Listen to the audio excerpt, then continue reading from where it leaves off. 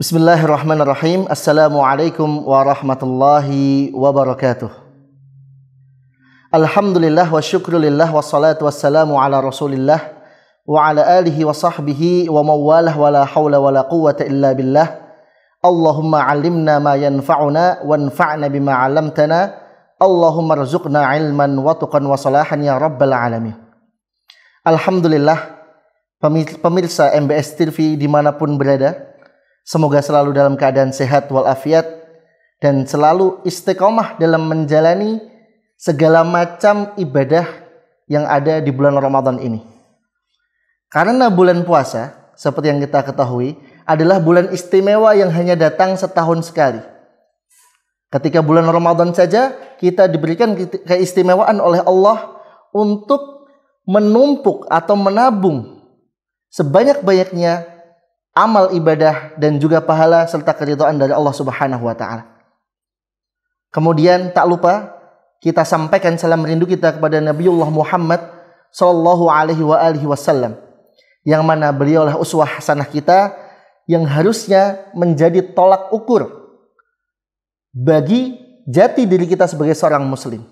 Jangan sampai kita tidak mengenal Rasulullah malah mengidolakan yang lain, apalagi artis-artis ataupun musisi-musisi di luar sana. Ma'asyiral muslimin rahimakumullah, pemirsa MBS TV semuanya, bulan Ramadan yang datang satu tahun sekali itu ternyata adalah suatu rangkaian yang bisa dikatakan berat. Nah, menurut Syekh Dr. Fadil As-Samra'i, beliau mengatakan bahwasannya ayatus siyam waqa'at baina ayati syiddah wa ayatus sabr wa ma taqtadi as-sabr. Beliau mengatakan bahwasannya ayat siam yang bunyinya a'udzubillahi minasyaitonir rajim, ya ayyuhalladzina amanu kutiba alaikumus syiyam kama kutiba alal ladzina min qablikum la'allakum tattaqun, adalah ayat yang terletak di antara ayat-ayat yang berisi perintah yang luar biasa berat, dan juga di antara ayat-ayat yang berisi tentang kesabaran dan hal-hal yang mengharuskan kita harus sabar. Coba kita lihat beberapa halaman sebelumnya di ayat laisal birra an tuwallu wujuhakum, di akhirnya di situ Allah mengatakan was-sabirina fil ba'sa'i wad-dharra'i wa hinal ba's. Di sini Allah memuji orang-orang yang sabar. Kemudian satu halaman sebelumnya Allah mengatakan kutiba alaikumul qisasu fil qatla, telah diwajibkan kisos kepada kalian wahai umat muslimin dalam perkara pembunuhan dan lain sebagainya. Nah, perkara kisos adalah perkara yang berat, dan perkara yang berat harus dilaksanakan dengan sabar. Saking beratnya perkara kisos, bisa kita lihat bahwasannya sampai hari ini berapa negara yang menerapkan kisos dengan sempurna. Saking beratnya. Setelah ayat kisos ada lagi kutiba alaikum idza hadara ahadakumul mautu in taraka khairanil wasiyyatu lil walidaini wal aqrabina bil ma'ruf. Ayat ini adalah ayat tentang wasiat yang berhubungan dengan warisan, yang mana ayat ini adalah ayat yang turun sebelum ayat-ayat warisan di surat An-Nisa, yang mana dia akan dimansuh nanti. Tetapi ayat ini mengatakan bahwasannya barang siapa yang meninggal, hendaklah dia berwasiat meninggalkan sebagian hartanya bagi keluarganya dengan cara yang ma'ruf. Terkait dengan warisan, warisan adalah perkara yang sangat berat. Bisa kita lihat sekarang, berapa banyak keluarga yang hancur karena warisan. Kakak adik yang berantem karena warisan. Di berita-berita kita lihat seorang anak menggugat ibunya sendiri karena rebutan warisan. Bahkan beberapa hari yang lalu saya melihat berita di Instagram, 2 orang kakek-kakek ditemukan bersimbah darah karena bacok-bacokan akibat rebutan warisan. Yang satu umur 70, yang satu umur 60. Maka sungguh luar biasa. Warisan itu berat luar biasa. Setelah itu baru ada ayat siam. Ya ayyuhalladzina amanu kutiba alaikumus syiyam. Setelah itu ada ayat perintah haji.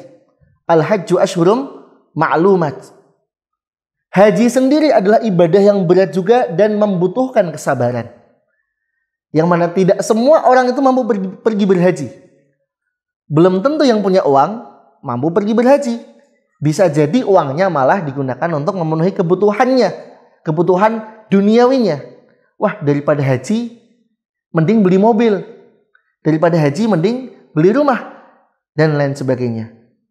Belum lagi perjalanan menuju hajinya. Oke, mampu haji, tetapi perjalanannya luar biasa. Kalau zaman sekarang alhamdulillah ada pesawat. Zaman dulu naik perahu berbulan-bulan lamanya. Itu pun kalau bisa kembali dengan selamat. Zaman dulu lagi, zaman Nabi masih naik onta. Bahkan ada yang naik haji dengan berjalan kaki karena tidak punya kendaraan. Belum lagi rangkaian ibadah haji yang mana itu sangat berat dan membutuhkan kesabaran.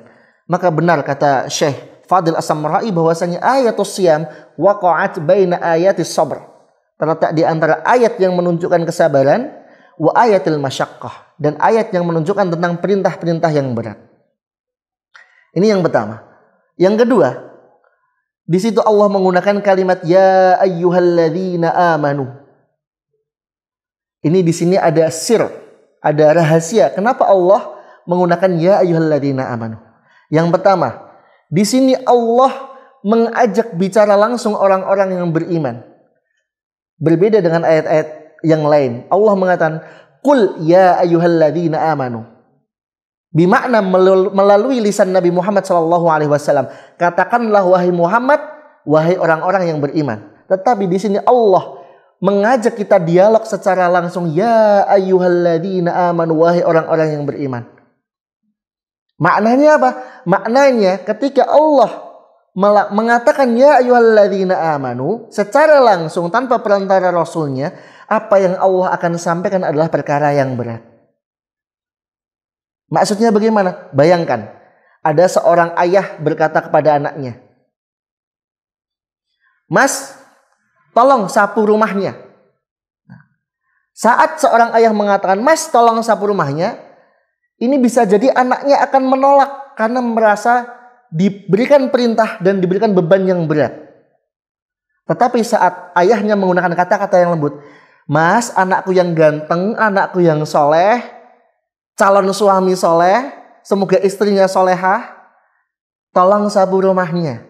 Nah, saat ayahnya mengatakan seperti ini, insya Allah anaknya akan dengan ringan hati melaksanakan perintahnya. Karena apa? Karena ayahnya sudah mengatakan perintah dengan lemah lembut. Begitu pula di ayat ini Allah mengatakan secara langsung ya ayyuhalladzina amanu.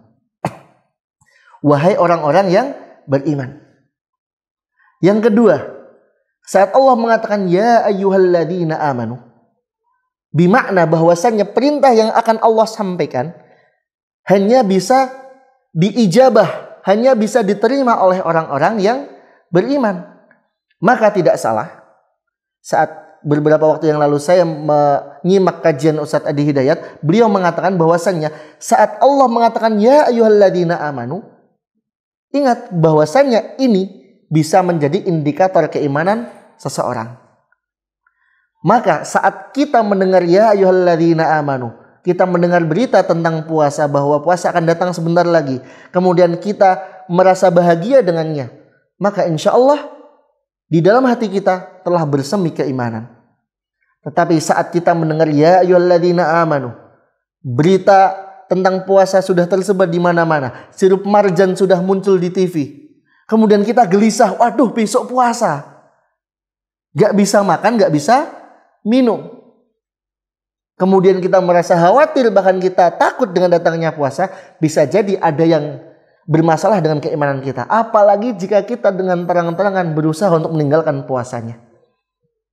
Bisa jadi dalam hati kita tidak ada keimanan lagi. Ta'udzubillahi min dzalik. Kemudian Allah mengatakan kutiba alaikumussyam. Kutiba ala. Dalam ilmu bahasa Arab ini disebut sebagai fi'lul mabni lil majhul. Atau kalau dalam bahasa Indonesia kita kenal dengan kalimat tidak langsung.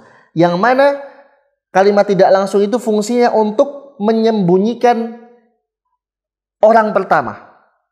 Jadi Allah sengaja menyembunyikan dirinya, lam yudhhir nafsahu, tidak menunjukkan bahwasanya Allah yang memerintahkannya, tetapi menggunakan kata kutiba, diwajibkan atas kalian. Kenapa? Karena memang perintah puasa itu adalah perintah yang berat. Supaya apa?